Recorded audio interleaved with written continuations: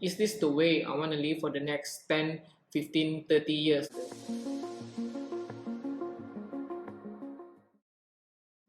Most couples are not perfect and they have underlying issues. Before the pandemic, it is very common for married couples to choose not to address the problem and not to deal with it in order to avoid arguments with their spouse. However, when the pandemic happens last year, married couples are forced to be at home all the time, and this indirectly forces them to deal with their unresolved marriage issues. Just to give an example, whenever an issue arises, one of the spouse may avoid addressing it by going out to work or meeting their friends outside. However, now in this pandemic, both do not have any room to breathe and is forced to face the issue. Some couples manage to pull themselves out from their unresolved issues and successfully find solution to their marriage problem. Unfortunately, there are some who start to re-examine their lives and ask, is this the way I want to live for the next 10, 15, 30 years? And in the end, choose to walk away from one another. Before the pandemic, money is already a common cause of divorce. With the pandemic happening, causing thousands of people losing their jobs or a decrease in income, this has caused an increase in married couple arguing and stress over how to make ends meet. More than that, having financial insecurity also causes an increase in anxiety, anger, and frustration, and in some cases, this also leads to domestic violence. According to unwomen.org, globally, even before the COVID-19 pandemic began, 1 in 3 women experienced physical or sexual violence, mostly by their intimate partner. There are no excuse whatsoever for domestic violence, but in order to prevent it from happening or from continuing to happen, it is important to identify the cause of it. Now, the usual cause or triggers of domestic violence usually is alcohol, drugs, money, or even their own frustration with themselves, which they channel or blame their spouse and subsequently abuse them. If you are a victim of domestic violence, please remember to lodge a police report, tell someone, your family, friend, or even your neighbor.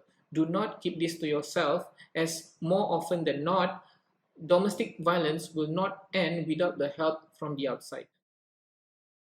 In this context, third party would be the mother-in-law, father-in-law, or even any other family members that married couples choose to stay together with. We all know that living with your husband's family or wife's family is not easy, and it comes with variety of challenges. However, before the pandemic, couples may have a working system in place to overcome those challenges. For example, maybe every Friday or weekends, both will get to spend a date night together, or even agrees that the other spouse will get to go out and spend time with his or her friends. And the following week will be the other spouse's turn.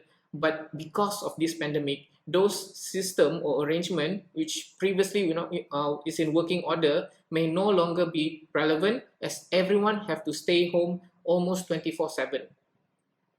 So this pandemic in a way amplifies the existing situation with their mother-in-law or father-in-law or their extended family that they choose to live with. Some may feel that they have no power in decision making, too much criticism, or even decision involving the upbringing of their own children. Now, this is a common reason and not necessarily due to the pandemic. Extramarital affairs simply means either your husband or wife is having a romantic relationship with another person. Romantic relationship may also include flirty messages, sending lewd pictures, or talking at late hours. All this usually will trigger an invisible wall between married couples, as they will start to suspect the other person. if if the other person is already doing this before the pandemic even began, then the pandemic will definitely make situation worse, as now both will have to be at home together for almost 24/7. So my advice to struggling married couples in this pandemic is to try every possible way to save the marriage before making any decision to file for a divorce. Consult a marriage therapist, talk to one another, trying to find a new system or arrangement that is suitable in this pandemic to overcome the challenges. Thank you guys for reaching at the end of this video, and I will see you guys in the next video.